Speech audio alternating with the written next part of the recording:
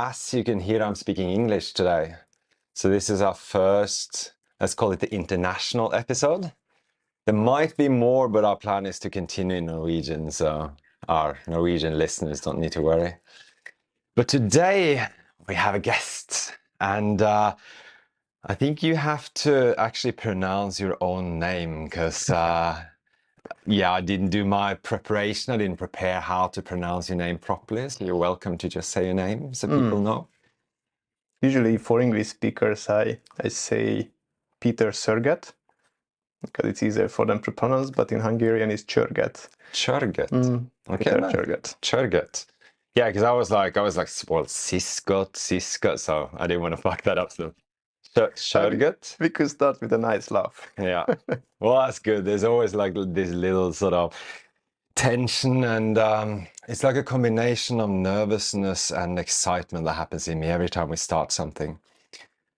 So the reason why you're on here, the main reason why you're on here, has to do with power, because we're men, and I can only speak for myself, but I'm not that connected to my own power. At least that's my own judgment, because we are powerful creatures, especially as men. Yet there's something about healthy masculinity, being able to channel this power and being able to create an outlet for it that's also healthy. And then also to utilize it for our own growth and forward momentum in life. So that's kind of like how I see the reasons to work with power as men. And I know you hold workshops in Oslo, so you're kind of the power man in Norway. The power man in Norway is now here with us for the podcast. So, I mean, let's start with power. Why? What's up with men today and their power? What's the problem? What I would say that maybe calm you down as well, that you are not alone with this thing, what you said, that you try to find this masculine energy, or how it would be the best to channel it and all this. And basically, to introduce this topic, I would go back to the man topic recently, like we are here in 2024 now, and how we ended up here, what's up with masculinity, with men in this time of the century. And I have some notes as a guideline to go through, so those who's watching the video, they will have a kind of a better understanding of the whole topic too, as I see from my perspective and as you. I think this is nice. This is like the first time, so like we have someone who's like so directional. Here's the topic, here are the things that we need to run through. It's very masculine, because we tend to like just diverge and talk, and it's like we sit here and rant. So I'm appreciating it. Just want to show that appreciation for that. I'm going to call it the masculine direction, or that the organization aspect. You're like thorough, and I appreciate that. Tusen tack, and also thank you very much for having me. Yeah. And having the first international podcast with me. So I'm really grateful to be here. All right, now back to men and power. And then, I didn't introduce myself, but I'm a health and safety and environmental manager, but also an international mediator, where I use these kind of structures and stuff. So that's why I also have these notes, and I respect the time of the audience. So I wanted to just give as much as possible, and basically that's what I'm working as well, that on my workshops, and whenever I help someone, I try to give as much as possible, to help as much as possible, but sometimes less is more, so I have to take care about that. Gets back to this topic. I started the masculine topic from an approach from the perspective of society.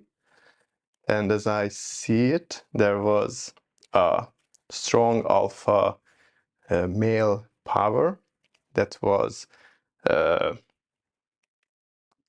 healthy, and it shows the direction, and it was needed, accepted.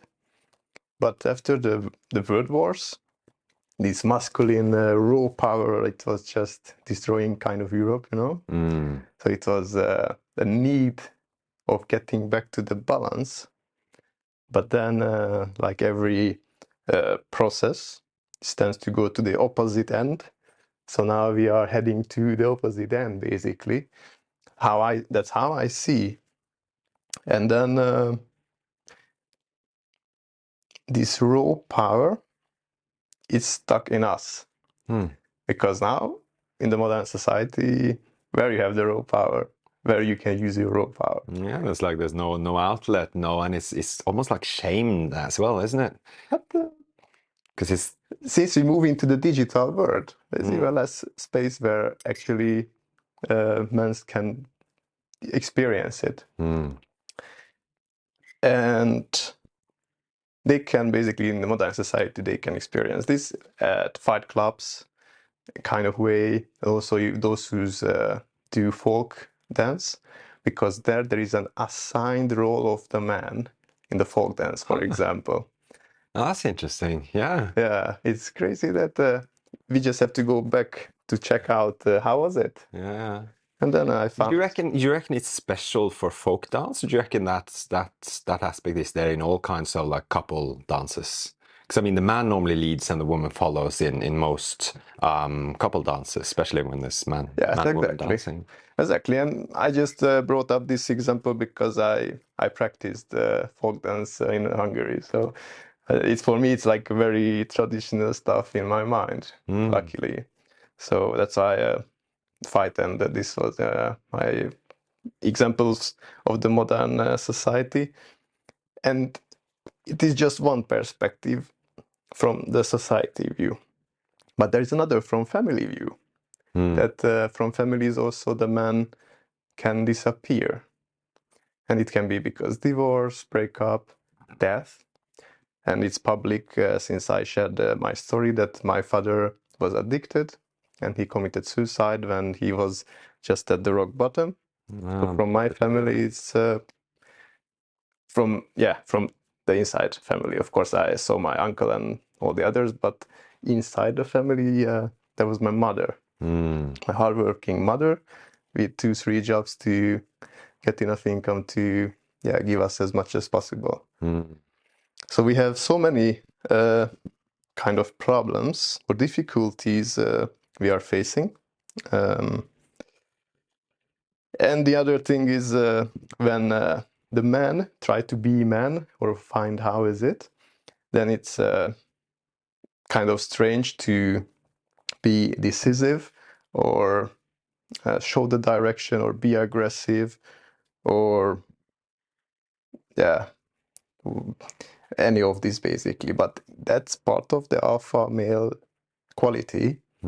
But we just have to find the way of channel it in a healthy way. Yeah, because I think that's the main part is this healthy versus unhealthy. Because like a masculine trait is leadership and direction, but then depending on where we take it, it's like the tyrant or the king, basically. If we take it into a negative abuse direction, unhealthy masculine. If we do it for in service of let's call it the greater good, it's healthy masculinity. Yeah, exactly. I think I'm not alone if I say that I don't like when somebody is over-dominating everybody. Me neither. I think nobody likes, even the animals don't like that. It's always chill when everybody just know its place. But I bet you though that some people will perceive both of us as sometimes like domineering, that we both have or can be perceived as having those traits, taking up space, being like, assertive, like good quality traits in my opinion. But I mean, I've heard some people say, or I've heard some people perceive me at times as that. And I bet you I look at you and I'm like, yeah, people would probably think the same about you. Or I would judge you probably as that at times. As you said, since we are similar in this way, I already have in my notes for the workshop that I highlight that when I speak, it's just what I want. I kind of not expect, but I want to get there. And you can also just speak up and share what you feel and think and all these things. So I'm not speaking in a workshop because I know everything. I just speak because I'm like this. I'm open and I want to help and I want to connect. But yeah, if it's not discussed, some people can feel like, oh yeah, he's over dominating everybody. So I added already in my notes to highlight this. And then since that time, the guys, when they're in the group, they just basically follow this. So it's so nice that it works. So yeah, that's why we do the workshops, of course, to feel. And I'll slide something in there. We're jumping topics a little bit, perhaps, but this thing around also to follow. Because if I make a choice for me that right now I want to follow, or it's my place to follow right now, that can also, that I believe that that's neither weak nor unmasculine. That's also a trait. It's like me showing almost like inner leadership by surrendering to your leadership, if that makes sense. And it's something that can, let's say we're in a workshop, right? If I attend your workshop, I'll let you lead me. Or basically I'll make the choice and say, now you lead me. You know? Just as I did at your workshop. Yeah. Because I had already and it was so good. So everybody check it out. Oh, I appreciate that. Now I'm like blushing. Like... So I should give this example. So when I was at your workshop, I was completely just a participant, and it was also, for me, it was so nice because I just have to be and then just listen to you. And when we get, I think, the groups, after the next chapter, we have the group session, we can bring this topic back in that time. But yeah, there is a organized event where it's kind of evident that you will lead, but I can participate in that structure as it's described. And you set the boundaries and the rules and everything so nicely, so everybody understood. And I think you also get the feedback in that time that it was very nice to be led by you. Yeah, because that's the thing. Because I mean, in workshops, it's sort of fairly, or some workplaces, it's fairly set that certain roles will be leader position and certain times are not. But it also in general in life, this comes up. These moments where, you know, moments where we ought to be led and moments where we should lead. And I believe that that's also this inner, like the sensitivity and an inner compass that should guide me as to when it's time to like zip it and observe, watch, take in, allowing myself to be led. Because I see often, this is where I'm getting at, I see often that it's like a little, like a power dynamic that happens, like especially amongst men, this, and it seems to be coming, I'm not sure where it's come from, but it's almost like this. I think it comes from a place of fear of being led, like a distrust almost. Like, because if you step into more of your power, more of your assertiveness, more of your, you know, whether we're holding a conversation, right? We can use this moment as an example. I stepped up a little bit. Now I'm speaking and you're listening. And so often it can create this little sort of power dynamic. If you, for instance, have a lack of trust in me, suddenly there's this moment of where we crash a little bit. And it's almost like this, I see this with men especially, this like little sort of, it's almost like a subconscious fight for power that we do between each other. It makes me quite sad actually, because there's something, it kind of feeds this notion that I have that there's an innate distrust in men where we distrust each other. We don't, it's almost like we distrust each other's leadership. I don't know if it makes sense or if it brings up something in you, but yeah, I had that's why it's good that I have my notes, because you know, I have 4 chapter, but we jumped into the 4th chapter. That is not a problem because we just cross it over there. And I personally experienced this as I was a team leader technician in construction sites, and I had to lead young guys from their 20s until people 60s and all between. And in the beginning, it was always that even I was the team leader, some of them wanted to decide and do stuff. Yeah. And then basically I was team leader in my 20s. So I learned how this whole dynamic it works in real life. And then I recognized that trust. Once they see that I make good decisions, once my decisions will lead to the goal, then they start to trust. Plus, they saw that I have a good heart. I'm not an asshole who speak dirty and call them in ugly words, whatever. Yeah. They saw these three important quality. Plus, repeat those again. You said there was heart. Good decisions that led to the goal. Yeah. And then the heart. Heartfelt, yes. And also they saw that I was strong. Because like, what do you mean? Physically strong? Yeah, or physically. After work, I went to the gym, and I still have one video from my old phone that at midnight I was in the gym and did my heaviest deadlift, 160 kilogram in that time. And it was midnight, but I was so on it, like I have to do this. It doesn't matter, I finish at work at 8 o'clock. Until 9, I eat something. 10, I will be in the gym. Midnight, I finish, go back and do. So it was my 20s. Now I think I could not do that. But I think it's something there because it's almost like this like primal aspect where, you know, from a primal point of view, if you're physically more fit or stronger than me, like from a primal point of view, from like the animal body in me knows that I can, you know, I can poke, but ultimately you could kill me, so that the primal in me kind of submit a little bit. And I think that happens with this, you know, with the physical strength of men. A little bit. This, yeah. I would say also that sometimes at the leaders on construction sites, they just see this one and they don't check these other three. And then you have a strong masculine guy who's an asshole. The decisions he made, feel that it's not the way. And then it can lead to crash if you are brave to speak up. And for sure, if the leadership in the office will also listen to you. So definitely what you said is totally valid, that there is a crush if people feel like it's somebody that I would not follow. But some do this out of principles as well, because I notice now I'm getting older.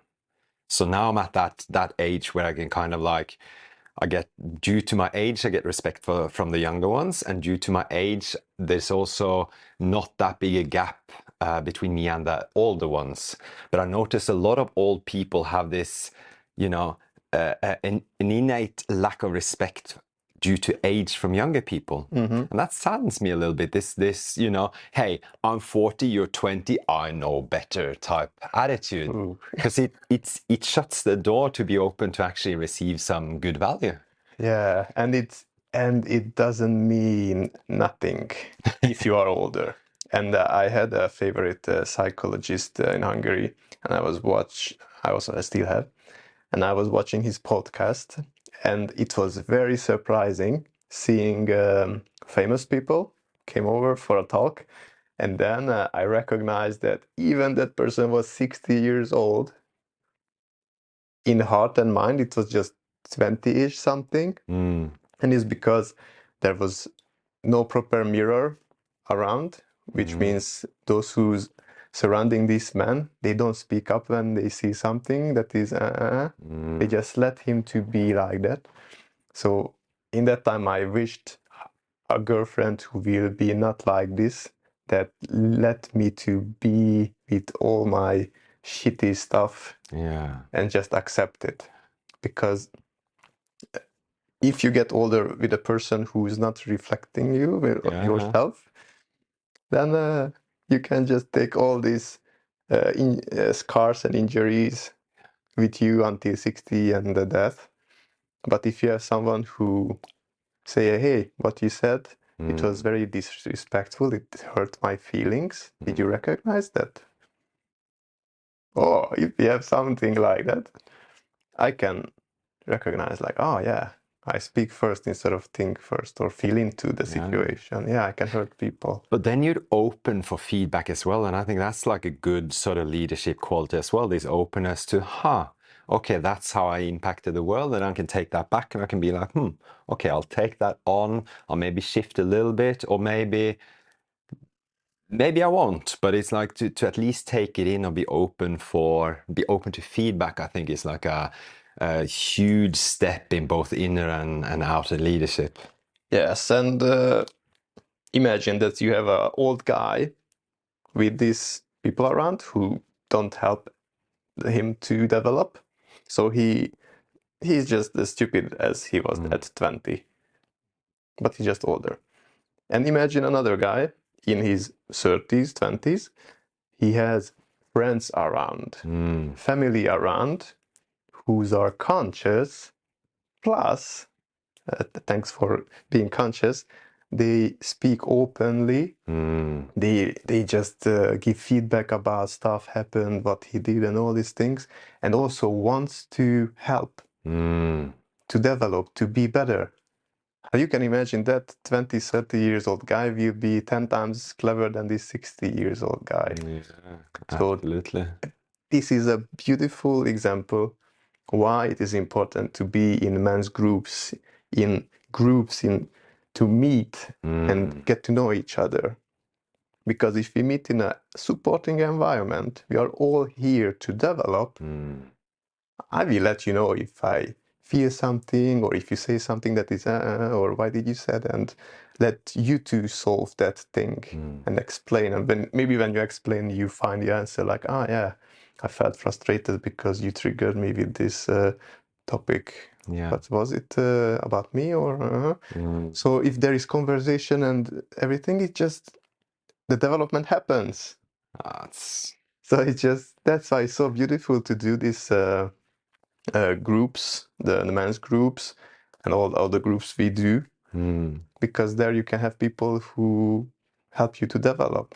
Absolutely. I think that's like a key for self-development is actually that type of mirroring reflection. And I call it, or I refer to it as calling someone forward. Because calling out is kind of saying like, oh, that's wrong. But calling forward is like, hey, I know you can do better. And I want to see better. And just this, how I affect the world is quite important. Because most men, this is my opinion, because I'm a bit like that, we're in solitude, right? We're in isolation, and there's not that many mirrors around us. Often our partner will, like, speak out or say something if we have a partner. The tricky thing is, no disrespect to the feminine here, because they have a quality of like caring for everyone, but this care quality can affect proper feedback. Because if I'm like very much, I don't want to hurt your feelings. I don't want you to be sad. I don't want to like trigger your egos. I'm trying to like give you something polite that you might work with. It's like, it doesn't always work. But if I, cut through and say, look, brother, that affected me this way, I think you ought to do better. It's like, it's kind of like it's clear and it's penetrative. It has that, there's a masculine forcefulness that we can have together as men, which I think is like it skyrockets self-development when we do that together. Perfect. Note it down, because he just said everything correct. I just translate it in another perspective, because I work with couples not together but individually. That's interesting. Because I use the mediation techniques plus the meditation and mindfulness teachings together. And then I always give some explanations and drawings and all these things to make them understand the situation. And just as you said, if they are too soft at home, not to hurt the feeling of the other and okay. And as you said, if it's too direct, like, oh, honey, you have to go to the Thai box club or the gym and also to the men's group, because you are, you don't do anything here, and it's just, you don't develop. go and do something. For me, it's not enough. If you have this direct feedback from a partner, Yeah, now the partner code. then More difficult. you can imagine how the other feels. Yeah. Like, okay, no sex today, and for the rest of the weeks. Yeah, the direct conversation like this, it doesn't have too much. It just makes things so stressed in the relationship, and and couples have to realize that both of them was in the relationship, so it doesn't happen overnight that I'm very unsatisfied with you. So it's like because of the softness, we ended up here in the bottom of our relationship. Yeah. And then once one of them are starting to be awake, like, I don't like this person over here. Okay, then it's already like waking up and the fire is almost out. Yeah. But as you said, if a brother in the group recognize you as a, I don't know, what we should say, like you're lazy, because you say you go home, you watch TV, and then your partner is not satisfied with you. And then as a brother, if I hear it, I can say, would you be satisfied with a partner like this? And then if the answer is yes, then okay, I would tell my opinion about it.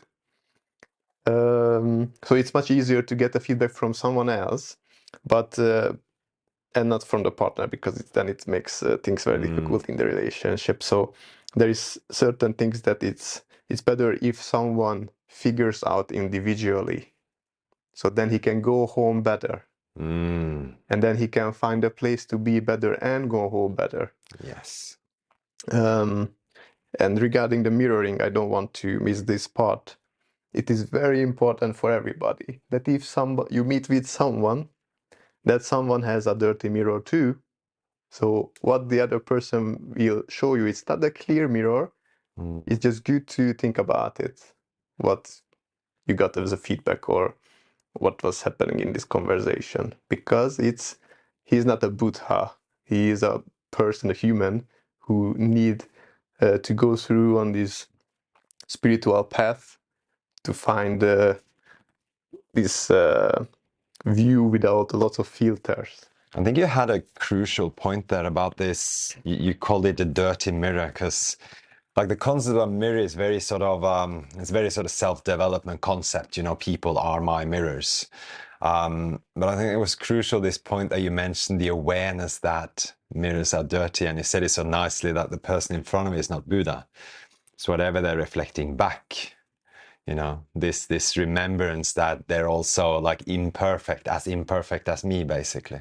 So I think that was a very, very crucial point. Just want to highlight that. And then, I mean, again, back to power, because I'm sitting with this notion that I'm not so in contact with my own power. Like more and more, but still, it's like, I'm speaking a little bit in general terms, but as a man, I'm feeling a bit confused. What am I allowed to? What am my role? How is my power supposed to look? What's healthy expression and all these aspects? To put it in more literal terms, I often cut my balls off.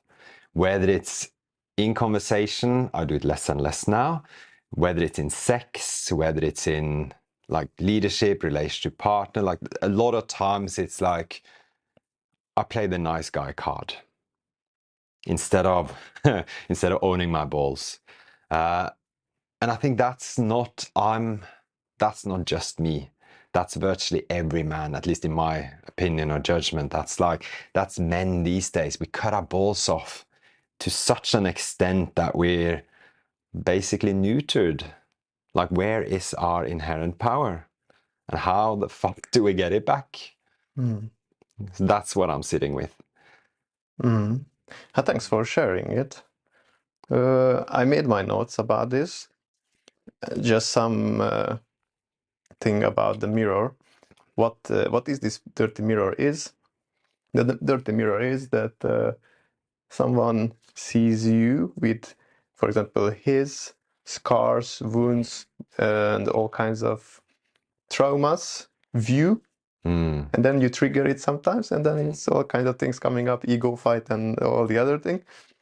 But if you don't have the fight, we still have all the things in our past that affects our view now. Mm.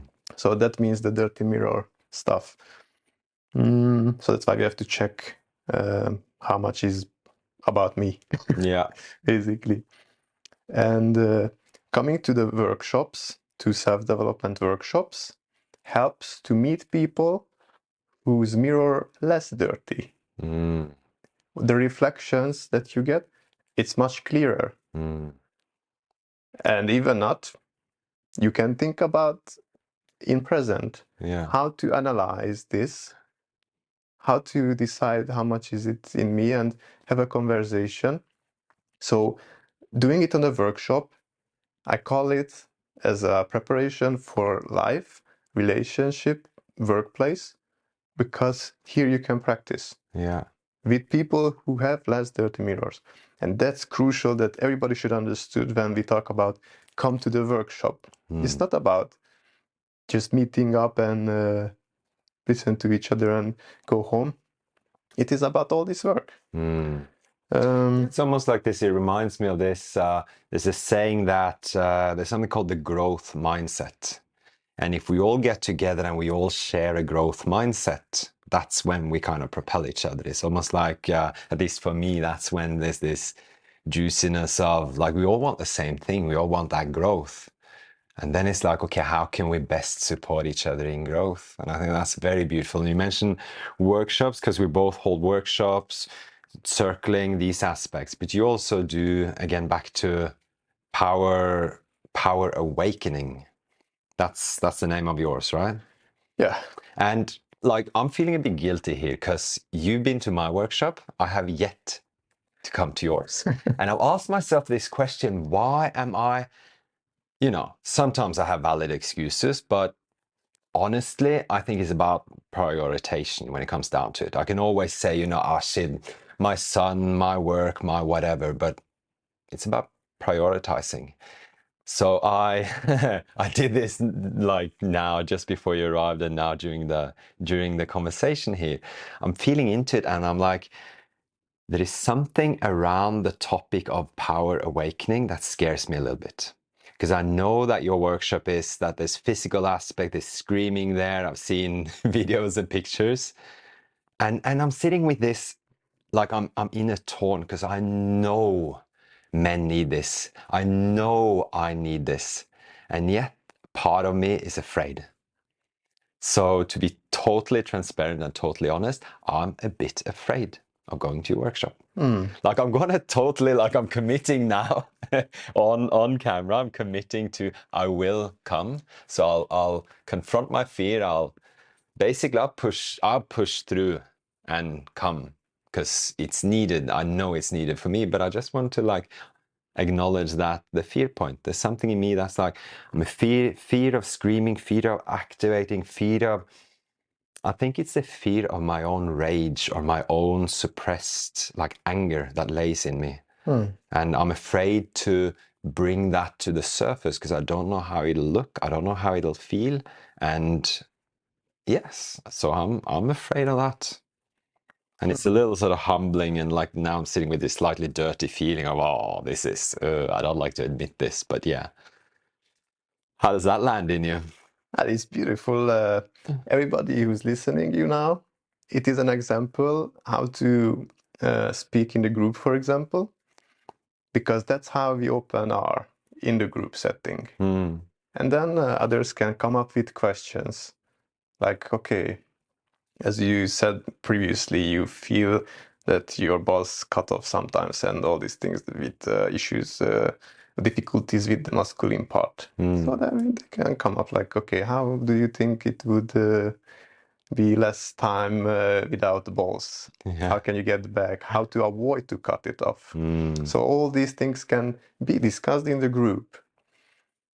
And the Power Awakening group, and I don't want to go deeper in your topic because it's I don't know How much I mean, we can. You're welcome to poke as well. I like being poked. I see over there this time that is Yeah. just running, and I want to just put these topics over here It's very together. masculine of you, my friend. He's goal-oriented. You know, there's a purpose here. There's a commitment to sharing something. So I'll honor that and simply listen. Thank you very much. It's amazing. I so enjoyable to speak with you because these are the friends I'm looking for in my life, and that's what we discuss in the group.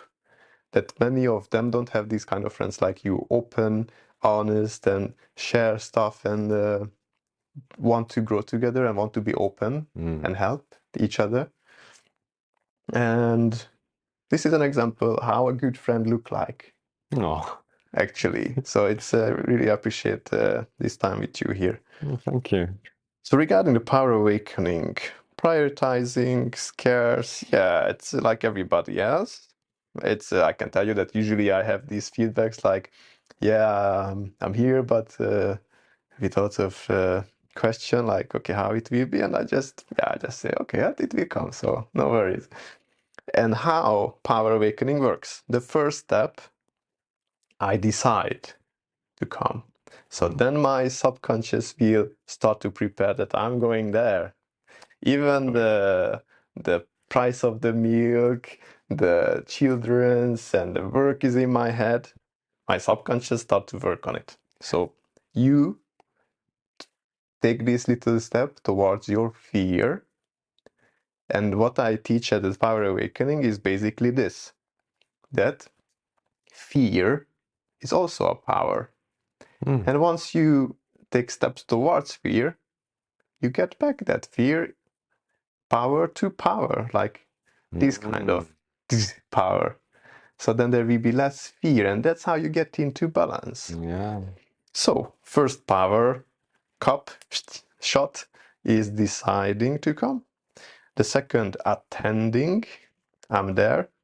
And the third one, I do the Power Awakening HAKA-inspired part, which is very uncomfortable because we just introduce ourselves and then jump into HAKA. So just quickly pause there for a moment because some might not know what HAKA is. I know, and it's but I'll let you very quickly give a rundown. What is HAKA? The origin of HAKA is the Maori HAKA that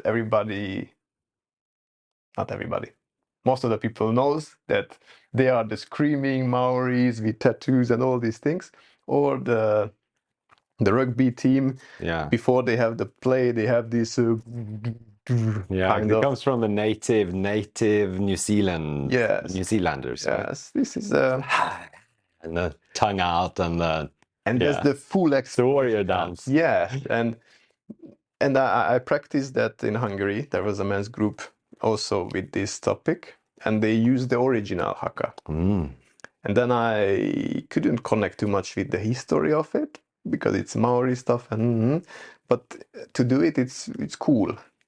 So then I had the idea, like, okay, how can I implement all my knowledge into this? And then I'm very talented of making poetries, and I had a rhythm in my mind about this HAKA, the original Maori HAKA, and then this rhythm sometimes met with some words, and then I started to feel into it and put this together in 2 weeks. So I made my own, but I call it Power Awakening Maori HAKA-inspired warrior band. Inspired, basically, yeah. Yeah, so it's nothing else. There is nothing else about Maoris. Only the concept, movements, the chants, and the power it gives. Nice. So goosebumps now. And then they did this at the tribe gatherings to elevate the energy of everyone, and also before war. And before war, even they see that there is 10 times more people in front of them.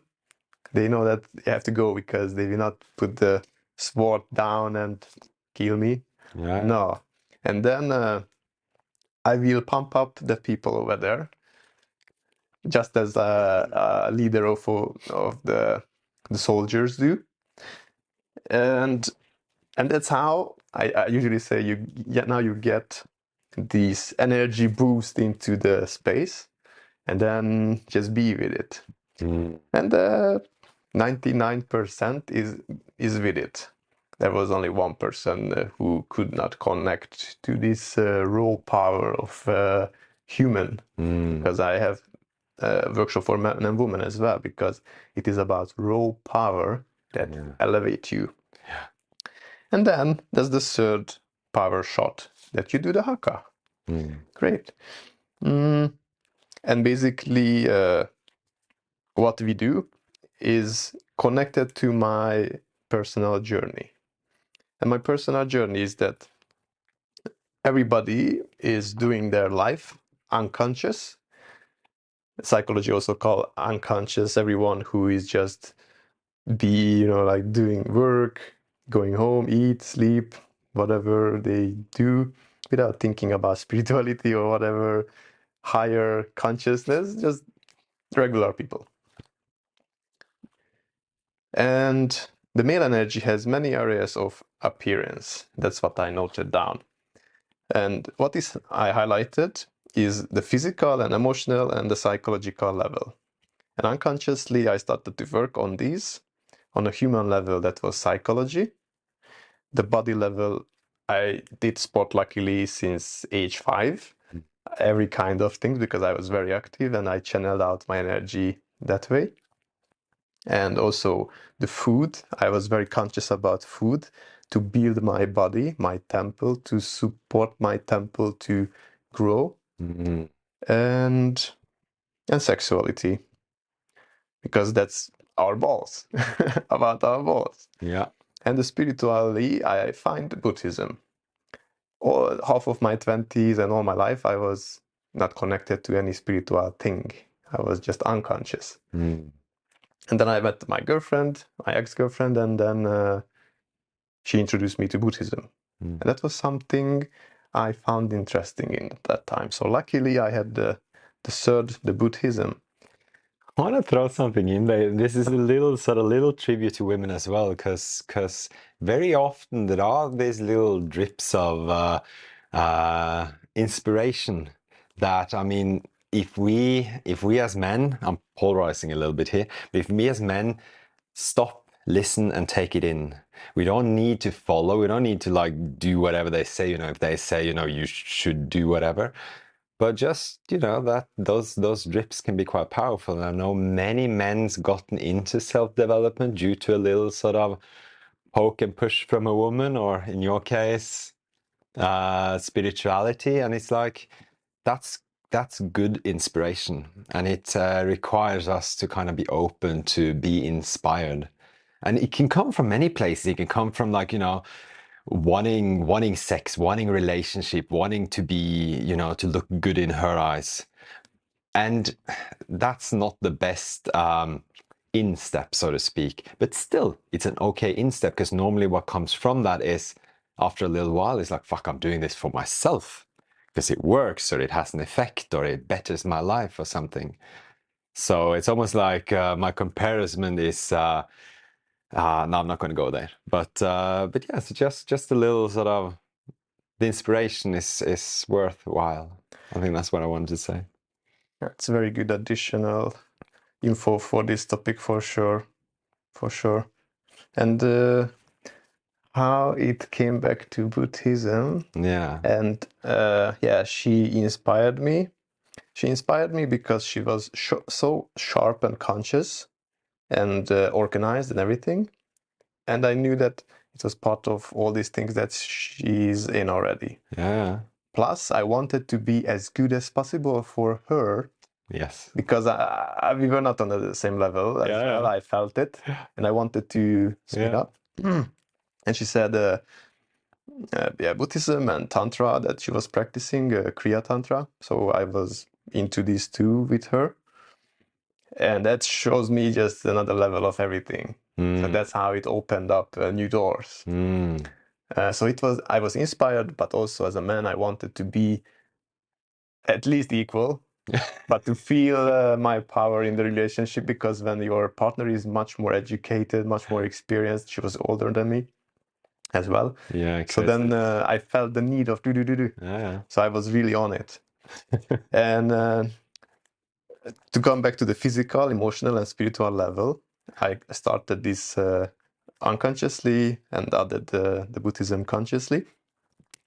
So it doesn't matter that which direction you approach it, but if you start in one of them, that means that there is already an area that you can see the potential in you.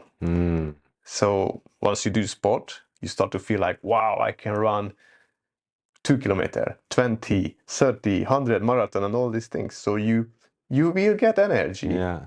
And then it works with all these things, with psychology. I understand this guy speaking like this because of do. So I understand I have power of mind. Yeah. And Buddhism, you can be just present and enjoy the present moment and get out of the most of the present moment. So then it's all power. And in the HAKA, just to get back to the HAKA, I integrated these. So with the HAKA part, we activate the body. You will feel the potential in that body because it's developed like that with all the movements we do. And then we give some food for the mental parts plus the emotional parts. And then here is your little cocktail, the Power Awakening cocktail. Integrated. It's what I did. I integrated it. So it's not something I was reading. I experienced this. I integrated. And I give it to everyone that is coming and trying out. And we have very good results. Because we had already some guys with rock bottom. And in 3-4 workshops, they leveled up in a functioning way. And they are okay to carry on. Wow. So I was very happy of seeing this. But on the spiritual level, it's everyone's own business, since it doesn't matter that you reach this state of mind through any belief system or ideology or yoga or breathwork or whatever. So it's everybody's own path. I'm very happy to help because I don't practice Buddhism anymore. It was a 3 years journey for me to reach this consciousness level. And now I maintain it with mindfulness and meditation, non-religious. So it is everybody's own path. But I'm very happy to help in this topic because that is one of the craziest thing I experienced in my life, basically. The spirituality. And it's very interesting that most of my life I was not connected to it consciously, and how beautiful it is to be. And spirituality, it is everywhere, with everyone. It is a question that if you start to listen to it, if you start to listen to the feelings, the intuition is coming up when you just stay silent, when you basically reach the level of having this clean state of mind, when you say no for everything, and I just sit down and be. And that is that takes a lot of practice. Yeah, but it's beautiful. Yeah, when you say that, I notice my body goes, oh, there's a longing to just be. I'm sitting with this longing to just be because I'm so often pulled in two directions. You know, the mind jumps into the future, analyzing the past, and it's like, oh, let me just be, like be here, be now, be. So I'm resonating, like I feel the longing in me for it. And I also just wanted to jump back for a moment because when you spoke, there was this, it reminded me of why, kind of like why we're sitting here having this conversation as well, because you have this desire to empower men, which I appreciate. I appreciate that a lot. And I think that's also where we resonate, this desire for, I'm tempted to say mankind, but it's, at least for me, it's like men, because I want men to be better. Because I think that will shift the whole of society. It'll shift relationships. It'll shift, business. It'll shift society if men better is a bit harsh because that implies that men are not good. Men are good, but we can be better. And it's something about bringing clean power to men, bringing like clean expression, healthy masculinity, consciousness, more presence. There's like this. I feel that inspiration. I feel that longing in me. It's partially because I want there's safety for me in it. Because I feel more safe with in brackets like healthy masculinity. And there's also just this desire on like a societal level that we can improve. And it's almost like I know how. It's by us doing the work and us doing the work together. And I think that's kind of what I'm also perceiving through your words, especially when you spoke about these men that after a few workshops, they've like leveled up. Something about leveling up. Yeah, it's one of my strongest memory about helping at the workshop of a guy. He was on the very bottom, like was afraid of everything. Every second sentence was I'm afraid of this and afraid of this and afraid of that. And I just told him like, can you hear yourself? You say everything like this way, which means just to go back to the balance. The balance of fear was here, and the energy was here.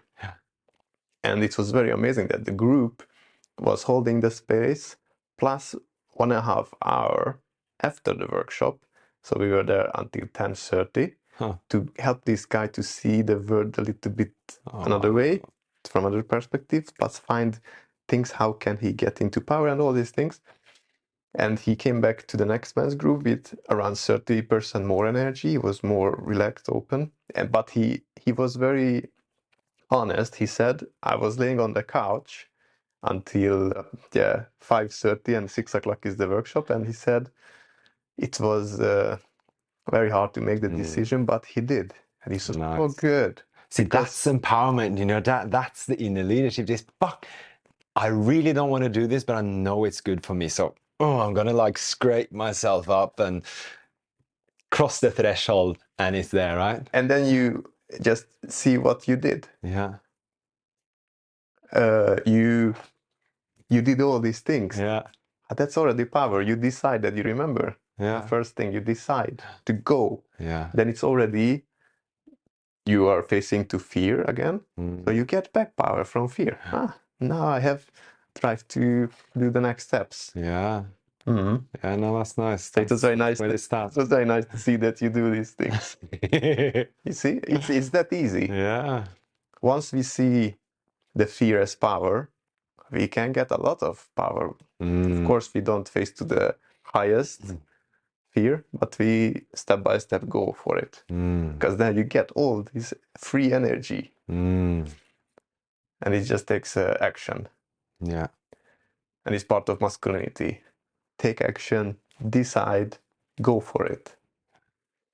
That's beautiful. I'm going to let you end on that today, because I mean, these subjects, these conversation, I mean, we could talk about them for eons, because this is like so crucial for men, but I think that was so nice as an end point, you know, decide, take action and do it. It was like this, yes, I long for that and I want men to have that. And I think these conversations will continue these conversations, most definitely. So just for today, I want to thank you so much for coming and so much for introducing. And I feel also a little bit like we just touched upon it. There's like, we need more podcasts as well. We always do. Yes. And watch it. So make notes. so thank you so much. Thank you.